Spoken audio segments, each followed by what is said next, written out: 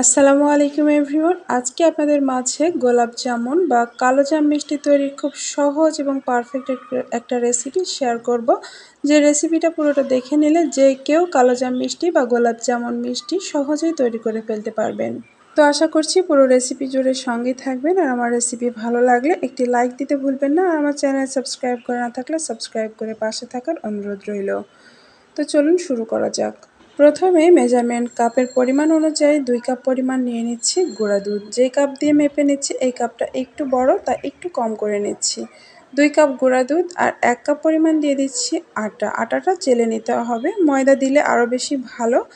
যে পরিমাণ গুঁড়া দুধ অ্যাড করব তার অর্ধেক পরিমাণ আটা ব্যবহার করছি। 1.5 চা চামচ পরিমাণ বেকিং পাউডার দিয়ে শুকনো উপকরণগুলো খুব ভালোভাবে মিলিয়ে নিচ্ছি। এরপর এখানে দিয়ে দিচ্ছি 2 টেবিল চামচের মতো ঘি। অবশ্যই ঘিটা দেওয়ার চেষ্টা করবেন, এতে করে খুব সুন্দর একটা ঘ্রাণ আসবে আর পারফেক্ট হবে। খুব ভালোভাবে হাত দিয়ে ঘষে ঘষে ঘিটা প্রত্যেকটা দানার সাথে খুব ভালোভাবে মিশিয়ে নিতে হবে। সব জায়গায় ঘিটা পৌঁছে গেলে এরকম ঝরঝরে করে আবার একটু মাখিয়ে নিচ্ছি, আর এই পর্যায়ে সব জায়গায় ঘিটা পৌঁছে গেছে। এখন আমি একটা বাটিতে 2টা ডিম ভেঙে নিয়েছি। ডিম 2টা খুব ভালোভাবে ফেটিয়ে নিব। আমি যে পরিমাণ গুঁড়া দুধ আর আটা ব্যবহার করছি সেই ক্ষেত্রে কিন্তু 4টা ডিমের প্রয়োজন, তো আমি এখানে 4টা ডিম না দিয়ে 2টা ডিম দিয়ে দিচ্ছি, আর বাকিটা আমি লিকুইড গরুর দুধ ব্যবহার করব। ডিম 2টা ফেটিয়ে আমি আটা এবং গুঁড়া দুধের মাঝে ঢেলে দিলাম। ঢেলে একটু ভালোভাবে আলতো করে মিক্স করে নিতে হবে। এই পর্যায়ে কিন্তু চাপাচাপি করে মেশানো যাবে না, তাহলে ডোটা শক্ত হয়ে যাবে। আলতোভাবে মিশিয়ে নেওয়ার পরে এখানে অল্প অল্প করে প্রায় 1.25 কাপের মতো দুধ ব্যবহার করব। তো যদি চেপে চেপে মাখাতে যান তাহলে কিন্তু দুধটা আর ভালোভাবে মিশবে না, তাই আলতোভাবে মেশানোর পরে দুধটা দিয়ে দিচ্ছি। তাহলে যে জায়গাগুলো শুকনো আছে সেখানে খুব ভালোভাবে সফট হবে।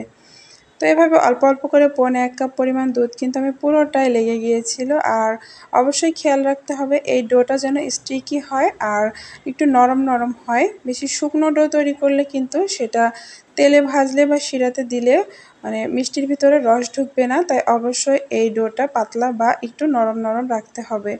তো ওইটা আমি রেস্টে রেখে দিয়েছি। এখন আমি একটা প্যানের মধ্যে নিয়ে নিচ্ছি 3 কাপ পরিমাণ চিনি। যেহেতু 3 কাপ পরিমাণ গুঁড়া দুধ এবং আটা সব মিলিয়ে ব্যবহার করেছি, তাই চিনিটাও আমি ওইরকম পরিমাণে দিচ্ছি। আর যেহেতু শিরাটা একটু বেশি রাখতে হয়, তো সেই অনুযায়ী 3 কাপ পরিমাণ চিনি, আর এখানে প্রায় 9 কাপের মতো অর্থাৎ চিনির 3 গুণ পরিমাণ পানি এখানে অ্যাড করব। এতে করে মিষ্টির ভিতরে শিরাটা খুব ভালো মতো ঢুকবে। তো অবশ্যই ডাবলেরও বেশি পানি অ্যাড করতে হবে। তো এখানে সব মিলিয়ে আমি প্রায় 8 থেকে 9 কাপের মতো পানি ব্যবহার করেছি। এখন এখানে 2টা বড় সাইজের সাদা এলাচ দিয়ে দিব। এলাচটা বিচিটা বের করে দিব। চাইলে এখানে এলাচের পরিমাণ আরেকটু বাড়িয়েও দিতে পারেন, অথবা এলাচটা গুঁড়ো করেও দিতে পারেন স্ট্রং ফ্লেভারের জন্য। এলাচটা দেওয়া হয়ে গেছে, তো এখন নেড়েচেড়ে চিনিটা গলে আসা পর্যন্ত এই মিশ্রণটাকে নেড়েচেড়ে বলক উঠিয়ে নিব। সব কিছু যখন একত্রে গলে যাবে বা মিশে যাবে, তো তখন আমি এখানে বাকি প্রসেসটা করে নিব। তো ওইদিকে চিনির শিরাটা ফুটতে থাক, তো এখন মিষ্টিগুলো তৈরি করে নিব। আর রেস্টে রাখার পরে কিন্তু আমি আবারও সামান্য একটু দুধ বাকি ছিল, সেই দুধটা দিয়ে এই মিশ্রণটা আরেকটু নরম করে নিয়েছি। আর অবশ্যই খেয়াল রাখবেন যেন এটা শক্ত না হয়ে যায়। শক্ত হলে কিন্তু শিরাতে দেওয়ার পর মিষ্টির ভেতরে আর শিরাটা ঢুকবে না। তো এভাবে করে মিষ্টিগুলো আলতোভাবে গোল গোল করে হাতের তালুর মাঝে নিয়ে এরকমভাবে মিষ্টিটা পছন্দ মতো তৈরি করে নিতে হবে। তো আমি গোল শেপ দিয়ে তৈরি করছি, আর মিডিয়াম সাইজের মিষ্টি তৈরি করব, এজন্য আমি সেইভাবেই কিন্তু মিষ্টিগুলো গোল গোল করে নিলাম। আপনারা যদি বড় সাইজ করতে চান তাহলে আরও বড় করবেন, অথবা লম্বা শেপ দিতে চাইলে লম্বা শেপ দিয়ে নেবেন। এদিকে কিন্তু চিনির শিরাটা একদম রেডি হয়ে গেছে। এখন ওটা নামিয়ে ঢাকনা দিয়ে ঢেকে রাখবো যাতে ঠান্ডা না হয়। আর এদিকে চুলায় আরেকটা প্যান বসিয়ে এখানে পরিমাণ মতো বা একটু বেশি পরিমাণে সয়াবিন তেল দিয়ে দিচ্ছি। আর এখন মিষ্টিগুলো একে একে তেলটা হালকা গরম হতে কিন্তু ছেড়ে দিব। আর চুলার আঁচটা কিন্তু একদম লোতে রাখতে হবে। অবশ্যই চুলার আঁচটা লোতে রাখবেন এবং তেলটা হালকা গরম অবস্থাতেই মিষ্টিগুলো ছাড়বেন, এতে করে পারফেক্ট হবে। আর অবশ্যই একটু সময় নিয়ে 8 থেকে 10 মিনিট ধরে মিষ্টিগুলোকে আস্তে আস্তে ভেজে নিতে হবে। কালারটা যদি দ্রুতই চলে আসে তাহলে কিন্তু ভেতরে কাঁচাই থেকে যাবে, যেটা শিরা দেওয়ার পরে একদমই সফট হবে না, শক্ত হয়ে থাকবে। তো এই বিষয়টা অবশ্যই লক্ষ্য রাখতে হবে। আর সব বিষয়গুলো লক্ষ্য রাখলে দেখবেন আপনার মিষ্টিগুলো পারফেক্ট হচ্ছে। একদম দোকানের মতো পারফেক্ট গোলাপ জামুন তৈরি হয়ে যাবে। তো আস্তে জালে মিষ্টিগুলোকে কিন্তু সময় নিয়ে ভাজতে হবে। আর এই দেখুন আস্তে আস্তে কালারটা চলে আসছে।